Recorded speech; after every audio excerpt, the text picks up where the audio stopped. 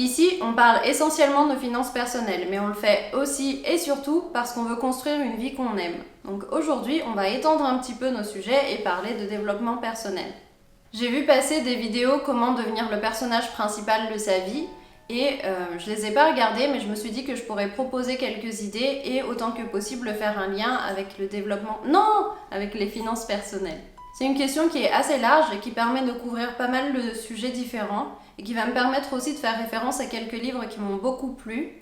Et en plus, ça peut être une bonne introduction pour d'autres vidéos dans le futur sur le développement personnel, donc n'hésitez pas à me le dire si ce sont des sujets qui vous intéressent. Je vais commencer par vous proposer 5 grandes idées pour vivre votre vie au maximum, mais n'hésitez pas si vous en avez d'autres à proposer dans les commentaires ou si vous voulez partager votre expérience. Je sens mes grosses paupières me tomber dessus.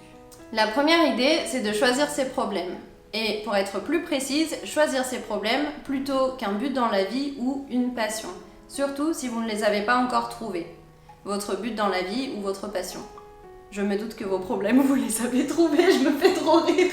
Cette idée un peu contre-intuitive vient du livre L'art subtil de s'en foutre de Mark Manson, qui dit qu'il faut chercher les problèmes qu'on est prêt à supporter et sur lesquels on est prêt à travailler, plutôt que chercher directement ce qui nous rend heureux. Parce qu'en fait, selon lui, les gens ne sont pas forcément différencés par ce qu'ils veulent pour leur vie. Au contraire, là-dessus, on est plutôt tous similaires. On veut certaines formes d'amour ou de relations avec les autres. On veut être en bonne santé.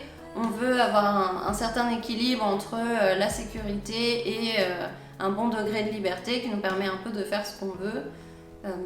Voilà, donc on veut un peu tous les mêmes choses. Par contre, les gens se différencient pas mal sur les problèmes sur lesquels ils sont prêts à travailler et même sur lesquels ils sont contents de travailler, et que Mark Manson appelle dans son livre Shit Sandwich.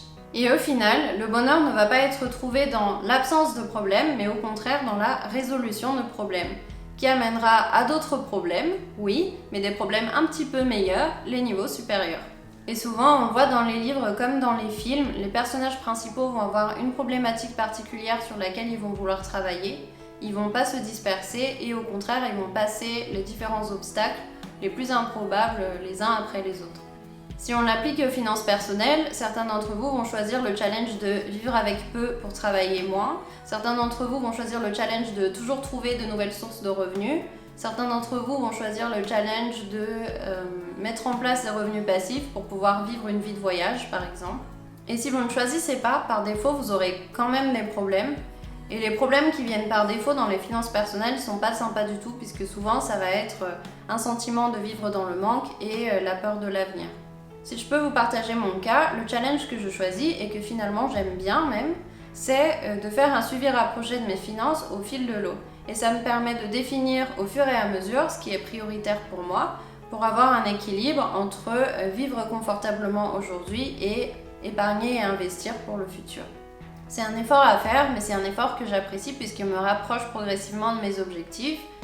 Construire une famille et pouvoir en prendre soin, avoir une maison sympa qui serve de QG pour tous mes proches et travailler un petit peu moins pour pouvoir en profiter pleinement. Donc finalement, des objectifs qui sont pas très originaux. La deuxième idée qui est assez populaire dans le monde du développement personnel, ça va être de prendre ses responsabilités. Il y a une distinction intéressante qui est faite dans le livre de Mark Manson dont je parlais tout à l'heure entre la responsabilité et la faute. Et l'idée c'est que quand bien même tout ce qui vous arrive n'est pas forcément de votre faute, vous êtes seul responsable de vous et de ce que vous faites ensuite. L'exemple qui est donné dans le livre est assez parlant. Si quelqu'un laisse un bébé devant chez vous, bon, c'est pas de votre faute, ça c'est sûr. Par contre, maintenant, c'est vous qui êtes responsable de choisir ce que vous allez en faire. Et laisser le bébé devant votre porte et faire comme s'il n'existait pas, c'est aussi un choix. Et une fois qu'on accepte cette idée de responsabilité, il y a un livre que je trouve très intéressant qui est L'effet cumulé de Darren Hardy, qui s'inspire en fait du mécanisme des intérêts composés, que pour rappel on aime pas mal sur cette chaîne, pour l'étendre en fait à la vie de manière générale. Le message principal du livre est que nos choix et nos habitudes, qu'ils soient positifs ou négatifs, et même s'ils paraissent insignifiants sur le moment, vont cumuler leurs effets dans le temps et conduire à des vies qui peuvent être complètement différentes, et ce qu'on en soit conscient ou non. Mettre en place 10 minutes de sport chaque jour, ou se mettre à épargner 10 € par semaine, ou ajouter un gâteau au dessert chaque jour, Ce sont des décisions qui en soi vont amener avec le temps à des résultats complètement différents, c'est une chose, mais qui en plus vont aussi influencer vos autres décisions et votre vie de manière générale. Par exemple, si vous vous dites aujourd'hui un gâteau en plus au dessert chaque jour, ça change rien, c'est pas grand chose, vous allez l'intégrer dans votre quotidien. Mais potentiellement, dans 2 mois, vous allez vous dire si je me mets à prendre un soda en plus chaque semaine, c'est pas très grave.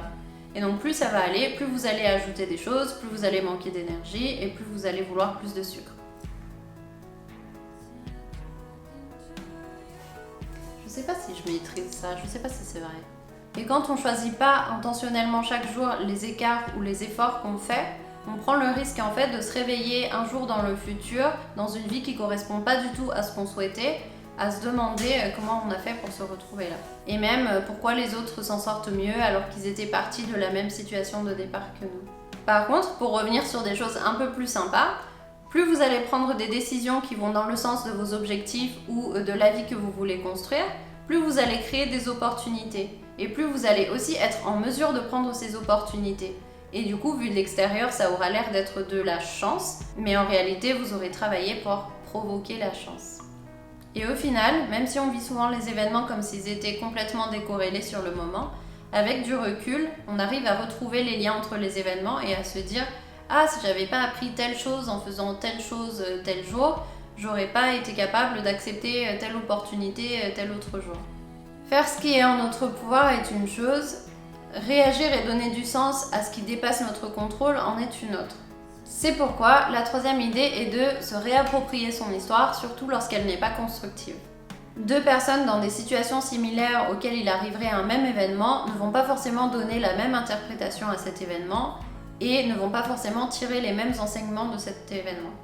Du coup, ça va influencer les décisions qu'elles vont prendre par la suite et, de manière plus globale, la suite de leur vie. Une personne qui commence sa vie dans un environnement modeste peut par exemple se raconter l'histoire de quelqu'un qui est parti de rien, mais qui n'a pas arrêté de progresser, de construire des choses, mais peut aussi se raconter une autre histoire complètement, celle de quelqu'un qui a été abandonné par la société, qui n'a eu personne pour l'aider et qui doit du coup se rebeller contre tout et tout détruire. Donc, quelle que soit votre situation, sachant que vous pouvez choisir l'histoire que vous vous racontez, vous avez intérêt à choisir, si je peux me permettre, la plus positive. Celle que vous raconteriez à vos petits-enfants dans le futur avec le plus d'excitation pour leur apprendre un petit peu la vie.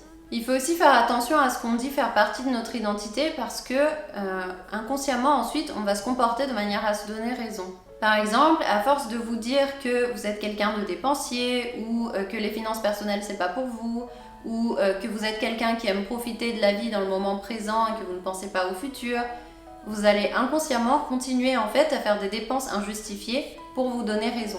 Et plus que ça même, ce sont des histoires qui sont très confortables à maintenir, même si elles ne sont pas saines, parce qu'on a l'impression qu'elles nous donnent le droit de continuer à faire n'importe quoi. D'acheter des choses dont on n'a pas les moyens, d'être toujours plus à découvert ou d'emprunter encore un peu.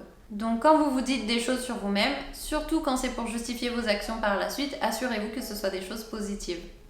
Ensuite, pour la 4e idée, je dirais qu'on ne peut pas être le personnage principal de sa vie sans un petit peu de mise en scène. Je vous donne quelques idées que vous pouvez reprendre à votre manière. Annoncez vos objectifs de manière un petit peu solennelle. Donc par exemple, dans une lettre que vous vous écrivez à vous-même dans le futur si vous voulez rester un petit peu discret, ou alors publiquement, par exemple, à une réunion de famille, faire un discours si jamais vous êtes un petit peu plus extraverti. Mettre de grosses croix rouges avec un geste dramatique sur le calendrier dans votre chambre pour compter vos succès. Donc par exemple, le nombre de jours passés sans commander à manger. Porter des vêtements que vous aimez et dans lesquels vous vous sentez à l'aise pour vous donner confiance en vous. Et pourquoi pas sortir au ralenti des voitures avec les cheveux au vent et retirer ses lunettes de soleil avec un mouvement assuré. Mettre de la musique à fond les ballons pour vous motiver, par exemple à faire du sport. Et vous imaginez que vous vous entraînez pour une compétition contre le boss final. Donc vous pouvez par exemple penser à Rocky ou Apollo Creed pour les gens de ma génération. N'hésitez pas à proposer d'autres idées dans les commentaires et à mettre un j'aime sous la vidéo si jusque-là elle vous plaît. Le dernier point que je voudrais vous partager, vite fait bien fait, pour que vous soyez le personnage principal de votre vie, ça va être d'éviter autant que possible la comparaison. Sauf bien sûr quand c'est constructif et que ça vous permet d'avoir des idées pour progresser.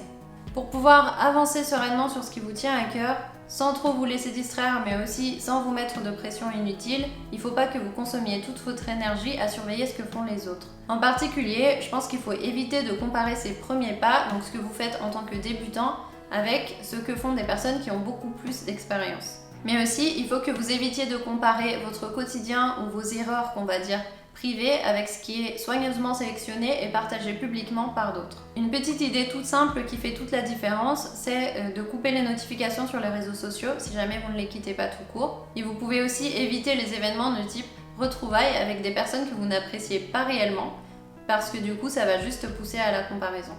On arrive au bout de cette vidéo, merci beaucoup d'avoir passé ce moment avec moi. N'hésitez pas à me laisser un petit mot dans les commentaires ou à laisser un j'aime sous la vidéo si jamais elle vous a plu.